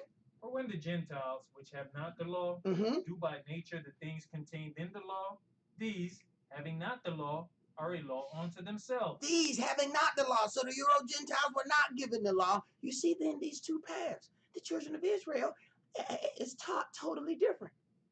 But what happens? The path gets merged somehow. And now you have this one-size-fits-all salvation thing that is not backed up behind what's written in this book. Israel, you have totally different regulations than other people. But you also have a total different level of glory.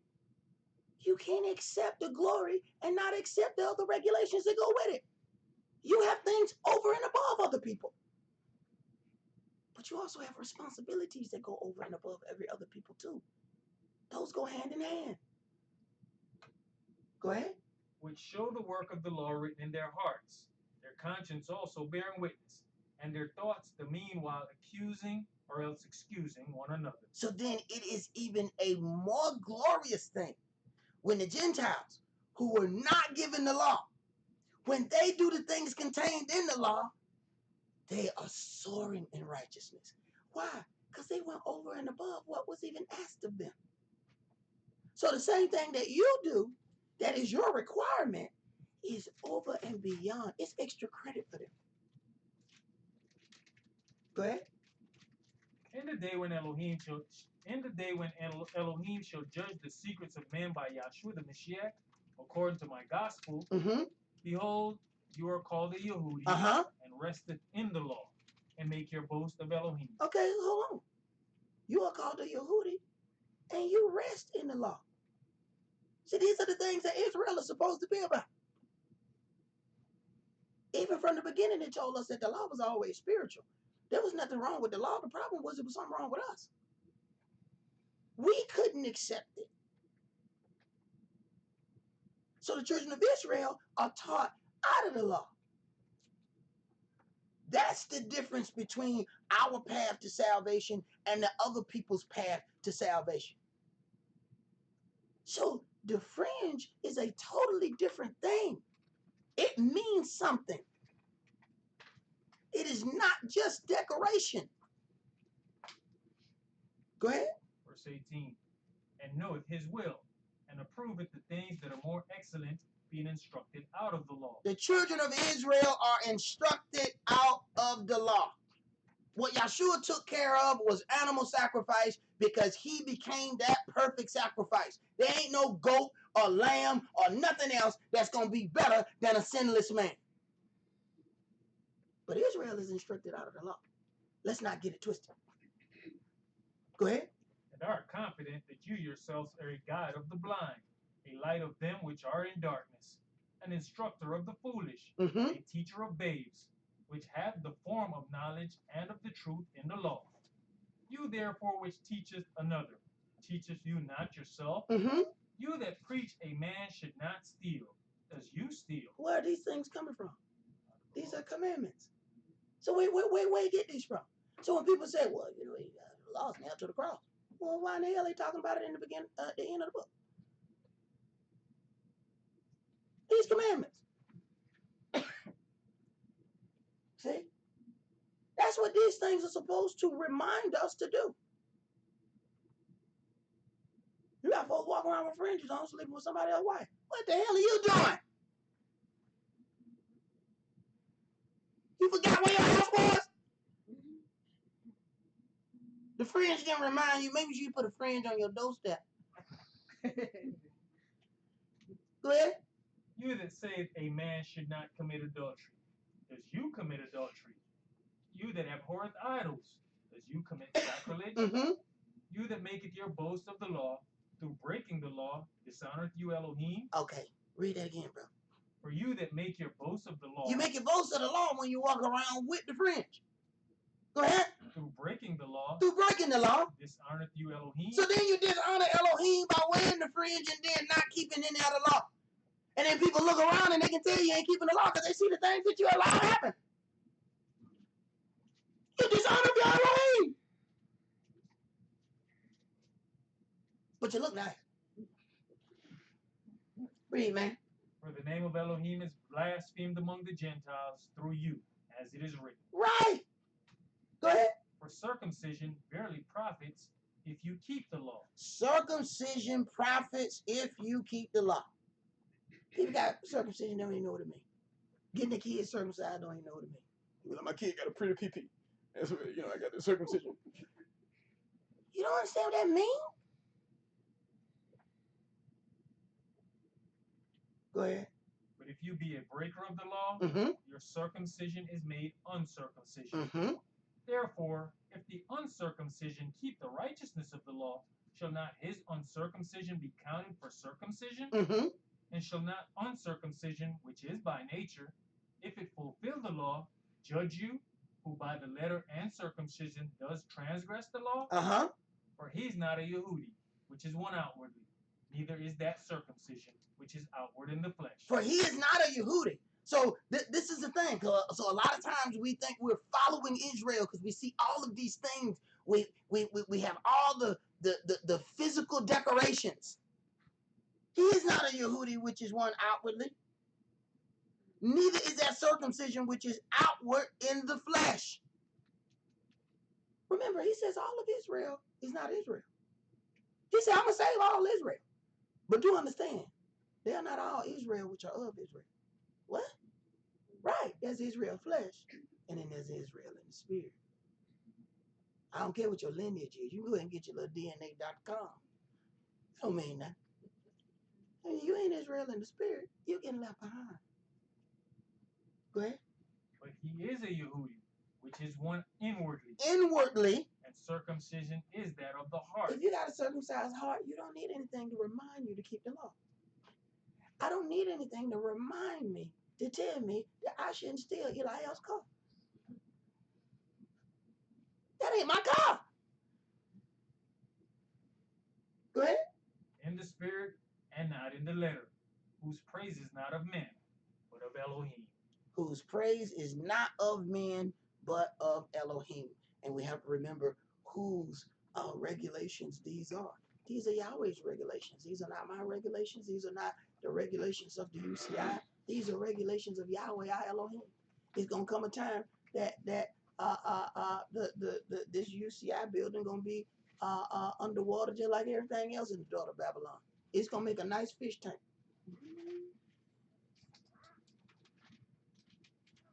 The rules ain't gonna go away because they wasn't the rules of this building. They was the rules of Yahweh. And those are the things that we're going to rule in righteousness with. So we have to understand these things. We have to let them get in our hearts and our minds so that when we get our own land, we don't do the same thing that our forefathers have done. We can't keep doing the same thing. This is our last shot. You ain't getting no more. And we have all of the things that we can read to see how our forefathers made a mistake, how they did these things, how it turned out when they did those things. Those things are there for our benefit. And that's what the words say.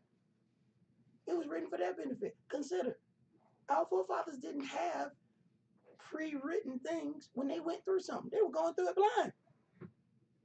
They didn't have no book. They was the book. They had to live it. You got a book. So when something come up strange, you go back up and see, where can I find the same strange things that there they are right there? Yeah, I'm gonna make sure I don't do that.